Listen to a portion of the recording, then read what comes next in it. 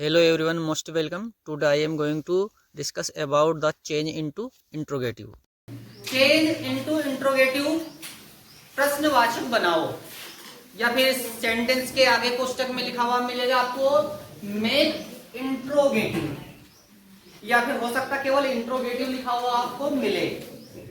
तो सेंटेंस के आगे आपको change into interrogative, make interrogative या इंट्रोगेटिव लिखा हुआ मिले तो उस सेंटेंस को नेगेटिव बनाना है कि इंट्रोगेटिव। क्या बनाना है? उस सेंटेंस को इंट्रोगेटिव। ठीक है, तो सेंटेंस को इंट्रोगेटिव बनाना है।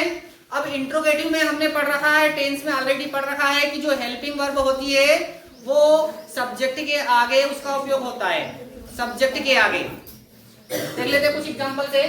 सेंटेंस दिया हुआ है,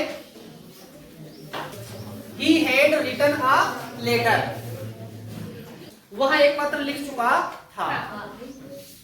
अब इस सेंटेंस में इंट्रोगेटिव बनाना है, तो इंट्रोगेटिव में क्या होता है, जो हेल्पिंग वर्ब है उसको उठा के सब्जेक्ट के आगे रखना होती है। वेरी सिंपल, कुछ भी नहीं करना है, हेल्पिंग वर्ब ढूंढना है, हेल्पिंग वर्ब को उठा के सब्जेक्ट के आगे रख दीजिए, वाक्य के अंत में क्वेश्चन मार्क लगा दीजिए। ये हेड यहाँ पर लिखा हुआ है सब्जेक्ट के पीछे, इसको उठा के हम सब्जेक्ट के आगे रखेंगे।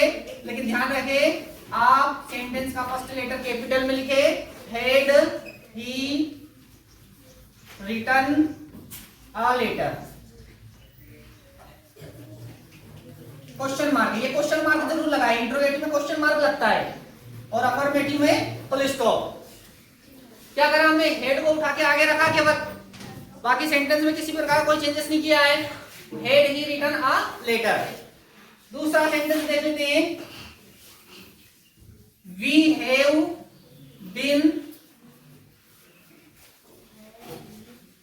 Learning lessons, we have been learning lessons. यहां पर हेल्पिंग वर्ब देखिए, दो शब्द वाली हेल्पिंग वर्ब है, प्रेजेंट परफेक्ट कंटीन्यूअस टेंस। जब दो शब्द वाली हेल्पिंग वर्ब दी गई हो तो हेल्पिंग वर्ब, पूरी हेल्पिंग वर्ब को उठा के आगे नहीं रखना है, केवल एक आगे वाला शब्द ही उठा के आगे रखें।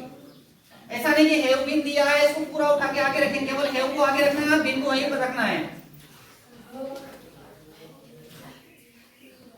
Have we been learning lessons. Very simple, बहुत ही इजी सेंटेंस है, लेकिन इतने इजी सेंटेंस एग्जाम में बहुत कम पूछे जाते हैं। ठीक है, मैं आपको बार बार बता रहा हूं कि present indefinite tense and past indefinite tense की ग्रामर सबसे ज्यादा पूछी जाती है। तो वो सेंटेंस देख लेते हैं, प्रेजेंट इंडेफिनिट टेंस और पास्ट इंडेफिनिट टेंस वाले, कि उनको इंट्रोगेटिव कैसे बनाना है। इसी तरह से अगर कोई मॉडल वर्ब दी गई हो, मॉडल वर्ब वाला देख लीजिए।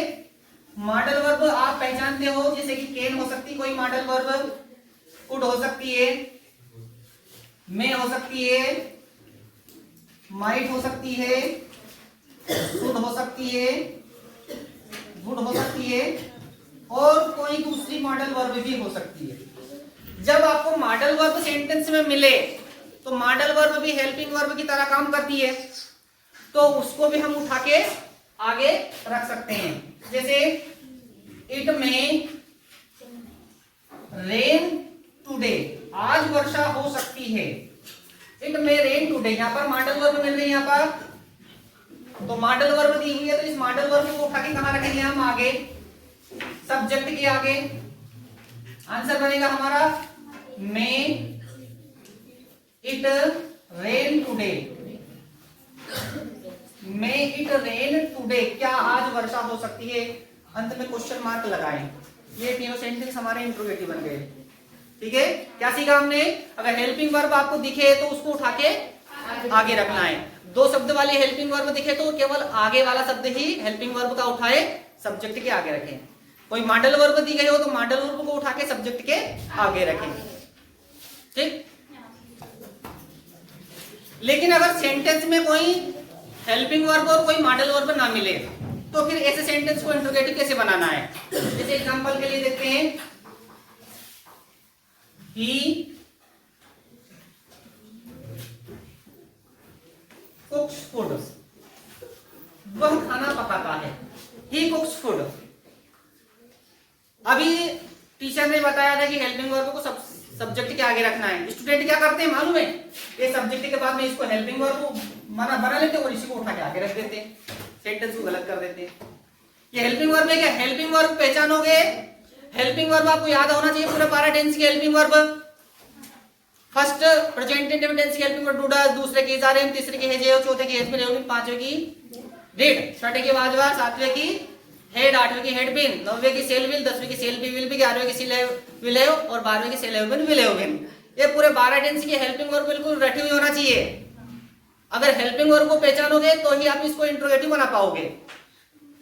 तो यहाँ पर ये कोई हेल्पिंग वर्ब नहीं है, ये तो वर्ब की फर्स्ट फॉर्म है। ये तो वर्ब की फर्स्ट फॉर्म है, ये वर्ब की फर्स्ट फॉर्म है। अब वर्ब की फर्स्ट फॉर्म है तो ये टेंस प्रेजेंट इंडेफिनिट है। ये वाला जो सेंटेंस है कौन से टेंस का है? देखिए, जब आपको हेल्पिंग वर्ब और मॉडल वर्ब नजर ना आए तो आप उस सेंटेंस को वर्ब से पहचानेंगे। वह सेंटेंस या तो प्रेजेंट इंडेफिनिट टेंस का हो सकता है या फिर पास्ट इंडेफिनिट टेंस का हो सकता है, जैसा कि हमने चेंज इनटू नेगेटिव में बताया है। हेल्पिंग वर्ब और मॉडल वर्ब नजर ना आए तो वह सेंटेंस या तो प्रेजेंट इंडेफिनिट या फिर पास्ट इंडेफिनिट का होगा। पहचानेंगे कैसे? उस वर्ब से पहचानेंगे। यदि वर्ब की फर्स्ट फॉर्म मिल जाए तो प्रेजेंट इंडेफिनिट टेंस का मानेंगे और यदि उसमें सेकंड फॉर्म मिल जाए तो उसको पास्ट इंडेफिनिट टेंस का मानेंगे, फर्स्ट फॉर्म और सेकंड फॉर्म से। ये वर्ब की फर्स्ट फॉर्म है कुक, जिसमें लगा हुआ है एस। सेकंड फॉर्म होती है कुक्ड, थर्ड फॉर्म होती है कुक्ड। ये वर्ब की तीन फॉर्म, वर्ब की तीनों फॉर्म याद होना चाहिए। कौन सी फॉर्म है ये? फर्स्ट फॉर्म, वर्ब की फर्स्ट फॉर्म। इसका मतलब यह वाक्य प्रेजेंट इंडेफिनिट टेंस का है। यदि वाक्य प्रेजेंट इंडेफिनिट टेंस का हो तो ध्यान रखिए, हम हेल्पिंग वर्ब कौन सी यूज करेंगे? डू या डज। ध्यान रखिए, डू और डज। कहां लगाना है डू और डज को? सब्जेक्ट के आगे। सब्जेक्ट के आगे मतलब जो सब्जेक्ट होगा ना ये इसके आगे, तो हमेशा डू और डज को सब्जेक्ट के आगे ही रखना है, सब्जेक्ट के आगे। और उस वर्ब की फर्स्ट फॉर्म में, उस वर्ब की फर्स्ट फॉर्म में एस या ईएस जुड़ा हुआ मिले, उस वर्ब की फर्स्ट फॉर्म में एस या ईएस जुड़ा हुआ मिले तो उसको हटाना ना भूले, उसको हटाना है, क्योंकि डू और डज के साथ एस या एस नहीं लगता है, इसलिए हटाना पड़ेगा। ठीक है, तो ये कौन से टेंस में करना है? प्रेजेंट इंडेफिनिट टेंस में। और यदि ये वाक्य ऐसा होता, यदि ये वाक्य ऐसा होता, ही कुक्ड फूड, उसने खाना पकाया, सेकंड फॉर्म होती तो सेकंड फॉर्म होती तो पांचवा टेंस होता और पांचवे टेंस की हेल्पिंग वर्ब डिड लगाते थे। कौन से लगाते? डिड। कहां लगाते? सब्जेक्ट के आगे। और ये जो सेकंड फॉर्म है इसको कौन सी फॉर्म बना देते? First form. तो ये फार्मूला इंट्रोगेटिव का, ये फार्मूला बन गया हमारा इंट्रोगेटिव का। जैसा कि चेंज इनटू नेगेटिव में एक फार्मूला तैयार हुआ था, ऐसा ही चेंज इनटू इंट्रोगेटिव में एक फार्मूला तैयार हुआ है। इसी फार्मूले से अगर सेंटेंस को इंट्रोगेटिव बनाएंगे आपका सेंटेंस कभी गलत नहीं होगा, लेकिन केवल प्रेजेंट इंडेफिनिट और पास्ट इंडेफिनिट टेंस में ऐसा करना है। देखिए, वर्ब की फर्स्ट फॉर्म ध्यान से देखिए, वर्ब की first form tense present indefinite, helping verb do या डज लगाना है। अब ये आपको पता होना चाहिए, ही के साथ डज लगता है, डज यही इधर आ गया, आगे हेल्पिंग वर्ब हो गई, ए से इसको हटा देंगे। तो ये हमने क्या किया? सब्जेक्ट के आगे हमने हेल्पिंग वर्ब डज लगा दी, ठीक है।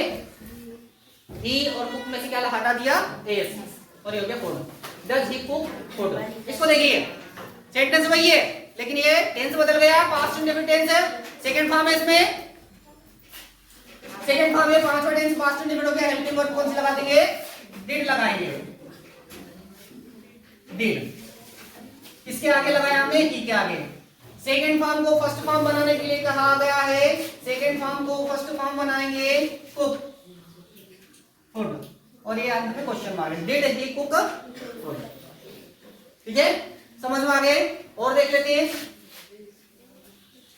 Ram went to Bhopal, Ram went to Bhopal, Ram Bhopal गया। देखिए सेंटेंस को, सेकंड फॉर्म है इसमें वेंट, किसकी सेकंड फॉर्म है? ये गो की, गो वेंट gone. वर्ब की 3 फॉर्म, गो मीन्स जाना, वेंट यानी गया, गोन यानी जा चुका। First form, second form, third form, ये सेकंड फॉर्म है। जब सेकंड फॉर्म है तो यहाँ वाक्य हो गया पास्ट इंडेफिनिट टेंस। कौन सा हो गया? Past indefinite tense. अब पास्ट इंडेफिनिट टेंस की हेल्पिंग वर्ब डिड लगा दें, राम के आगे लिखेंगे डिड, ये हमने लिखा डिड राम, ठीक है। सेकेंड फॉर्म को फर्स्ट फॉर्म बनाने के लिए कहा गया है, वेंट को हम गो बना देंगे, गो टू भोपाल, और ये क्वेश्चन मार्क इंट्रोगेटिव हो गया, ठीक है। अब आता है वो 3 वाक्य जो हमने चेंज इनटू नेगेटिव में आपको बताए थे, डू, डज और डिड वाले, वही 3 वाक्य इंट्रोगेटिव में बहुत ज्यादा पूछे जाते हैं। उन तीनों वाक्य को आपको दिमाग में बिल्कुल फिट बैठा लेना। कौन से? Do, does, did. अगर वाक्य के यदि सेंटेंस में डू, डज और डिड लिखा हुआ मिले और उसको चेंज इनटू इंट्रोगेटिव बनाने के लिए कहा जाए तो इनको भूलकर भी हेल्पिंग वर्ब ना समझे। ये हेल्पिंग वर्ब नहीं है, डू का मतलब करना, डू मीन्स करना, और डू में ईएस लगा दो तो डज बन जाता है, और डू की सेकंड फॉर्म डिड हो जाती है, ठीक है। ये 3 मेन वर्ब ऐसी है जो हेल्पिंग वर्ब की तरह दिखती है। देखते हैं, जैसे लिखा है आई डू माई वर्क, ये 3 सेंटेंस आप समझ लीजिए। ये वेरी इंपॉर्टेंट सेंटेंस बता रहा हूं, जैसा कि चेंज इनटू नेगेटिव में भी ये पूछे जाते हैं और इंट्रोगेटिव में भी। अब क्या होता है, स्टूडेंट गलती क्या करते हैं, टीचर ने बताया था कि हेल्पिंग वर्ब को उठा के आगे रखना है, तो वो क्या करते हैं, इस डू को उठा के आगे रख देते हैं, इस डू को उठा के आगे रख देते हैं, सेंटेंस हमारा गलत हो जाता है। इस डू को उठा के आगे ना रखें, हेल्पिंग वर्ब को आगे रखते हैं, मेन वर्ब को आगे नहीं रखते, ये तो मेन वर्ब है, डू मतलब करना।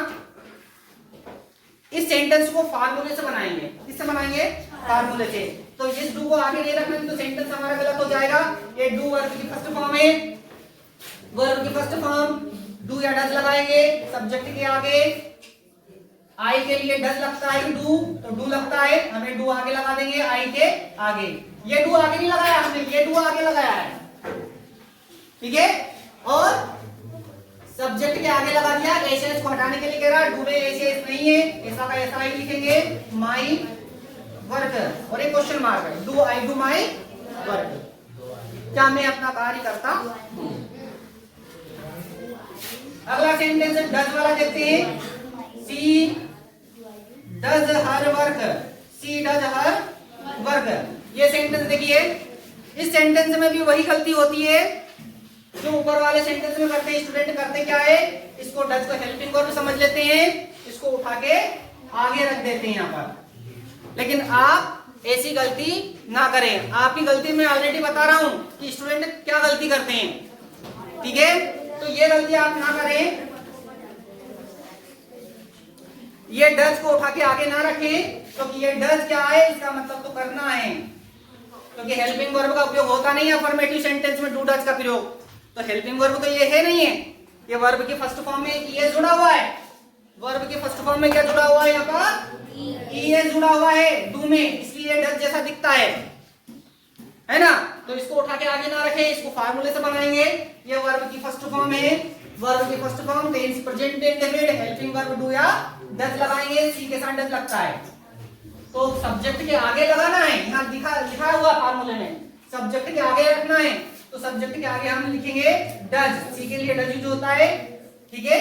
और ए से एस हटाने के लिए कहा है, तो हम यहाँ पर लिखेंगे सी, और डज में से एस हट जाएगा तो क्या बचेगा, डू, ये डू हो गया यहाँ पर हर वर्ग, क्वेश्चन मार्क। अब हम देखते हैं डिड वाला वाक्य, डिड वाला वाक्य जैसे we did it, we did it. अब इसमें भी स्टूडेंट क्या गलती करते हैं, इसको पास्ट इंडेफिनिट टेंस की हेल्पिंग वर्ब समझ लेते हैं, इसको उठा के आगे रख देते हैं, लेकिन आप वो वाले स्टूडेंट नहीं हैं, ठीक है, ठीक है। ये डिड को उठा के आगे आपको नहीं रखना है, ये तो है वर्ब की सेकेंड फॉर्म, ये वर्ब की है सेकेंड फॉर्म, और सेकेंड फॉर्म है तो ये सेंटेंस हो गया पास्ट इंडेफिनिट का, तो हम सब्जेक्ट के आगे डिड लिखेंगे, तो हम यहाँ पर सब्जेक्ट के आगे डिड लिखेंगे, डिड वी, ये डिड आगे नहीं लिखा है हमने, ये डिड लिखा है यहाँ से सब्जेक्ट के आगे। वर्ब की सेकंड फॉर्म को कौन सी फॉर्म बनाएंगे? First form. तो ये डिड की फर्स्ट फॉर्म हो जाएगी डू इट और ये क्वेश्चन मार्क है। ये 3 सेंटेंस आप अपने दिमाग में अच्छे से स्टोर कर लें, ठीक है? और अगर स्टोर नहीं हुआ हो तो उसको इंस्टॉल कर लें, ठीक है? ओके, चलिए।